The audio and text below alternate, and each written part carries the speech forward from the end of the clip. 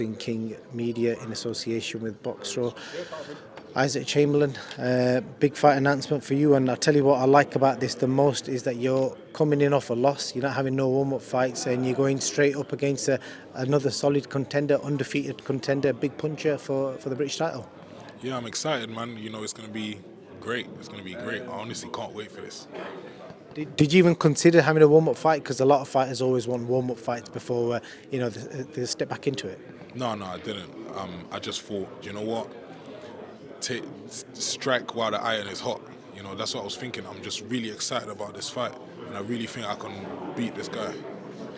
What I liked about the obviously you guys have got a bit of previous beef, but just talk to me in detail what he was saying to you. It sounded like some proper street lingo. So if you want to just tell us exactly what he was saying, I'm curious to know. Listen, honestly, he was saying that I came across a bit disrespectful and at the presser after the post-fight interview, and I don't believe that. Basically, he was like, how can I even explain this? Wait, hold on, He was saying, I came across disrespectful. But after we spotted each other at the post-fight presser, everything was cool. So I don't know where this disrespect thing came from. Do you know what I mean? So I found it a bit weird. Like, then you're trying to come here, and then when we was doing the face-off, he's like, you don't think you're bad with your tattoos and your teeth. And I think, what are you talking about? I never said once that I'm bad. I don't know what you're talking about. But I get it, though, because emotions are high. It's your first big fight. I've had many big fights. This is your first big one, so of course emotions are gonna run high. So I get it, but don't come with that "I'll slap you" stuff. Like, listen, if you slap me, I'll punch you in the head, I'll break your jaw, and then the whole fight's cut off. Nobody gets paid. Is that what you want? Like, see me, I'm really about this. Like, I really fight. Like, I'm really about this. I've been tried and tested, but what about him? Has he been tested? Has he looked deep in his soul thinking, can I carry on? Because I've heard some stuff about him.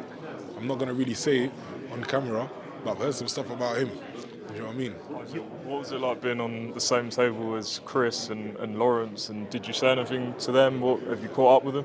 No, I just said, cool, what's good? Like, it's all respect. At the end of the day, we're all fighting for our families' lives, fighting for our future. So, it's all respect at the end of the day. It's not like we're doing this for nothing. Do you know what I mean? So, it's all good. What was the biggest thing you take from that Bill and Smith fight? It was a great fight, a war. Did you learn anything in particular? Of course. What's up, bro? What's up? Yeah, I learned a lot. Trust me. yeah, definitely. I've learned a lot from that fight. You know, I learned a lot from that fight. Remember, that's my first ever 12-rounder. As well, and before that I didn't fight in like 8-9 months, so a bit of ring rust there, but I thought straight, just go in, let's go. And Lawal hasn't even been through anything of the sort that I've been through in my career, so let's see what happens. You're the best person to predict that fight. You've shared rounds with both of them and a lot of rounds as well, so just kind of give me an idea, how do you think that fight's going to play out? Honestly, it's very difficult because I fought both of them at very different stages in my career. So it's very difficult to really judge, you know. So it's who applies the game plan better. That's it, really. Who applies the game plan a lot better than the other, that's gonna win. But obviously, I think Chris will have the edge because of his trainer. His trainer trained Lawrence as well, so he will know Lawrence's strengths, he'll know Lawrence's weaknesses. So it's pretty difficult. How do you compare the power, speed of both? Again, I can't. It's two different stages in my career. I fought both of them. You know, it's very difficult, man. I can't even answer that, bro. It's hard, bro. Given the fact you face both of them and now you're facing Lawal, is this a step down, or would you look at Lawal when you say? As a step up. I look at everything as a step up. You know, before, obviously, I was thinking, you know what, I'm gonna go out there and box him. You know, whatever. But now, because he went off like that, bro, I might just move to him from round one. Straight away, I test his heart. I test his chin, and see where we go from there, bro. What did you make of him at the press conference there? You know, you've been in big fights. You know, you've been experienced. This is, like you said, this is his first rodeo. What did you sort of make of him with his actions? You know, he's saying a lot to you there.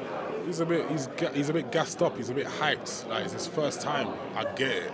Like he couldn't even get his words out properly. His heart was probably beating out, flipping 100 miles an hour, bruv. Do you know what I mean? So I get it. But don't come at me like that. I'm not that guy to be coming at like that. Do you think your experience can give you the edge in this fight? 100%. 100%. He says he has the power. Do you know what I realised with power punches, yeah? Power punches don't really have that much good chins. So let's see. He hits hard. I hit hard too. Well, how about that? I hit hard too, and I'm tough. So let's find out what happens when I hit him on the chin, and then he doesn't hear anything. All he hears is ooh from the crowd. Let's see what happens then, because they know what I'm. What was your reaction to the AJ fight? You know what? He done what he had to do, and under a new trend. Right? Did you just headbutt the camera, bro?